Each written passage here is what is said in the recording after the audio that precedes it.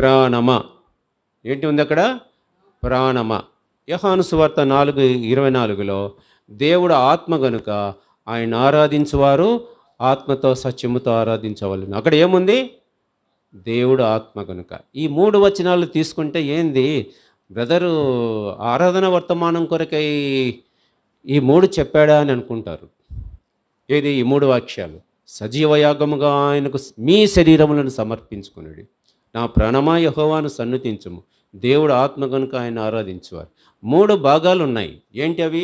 చదువుకున్నాం. ఏంటి ఈ 3 వాక్య భాగాల్లో 3 భాగాలు ఉన్నాయి. ముఖ్యమేంటి? ఏంటివి? శరీరము, ప్రాణము, ఆత్మ. ఎలా వచ్చాయి? ఎవరు సృష్టించారు? ఈ శరీరము, ప్రాణము, ఆత్మ, బాడీ, మైండ్, సోల్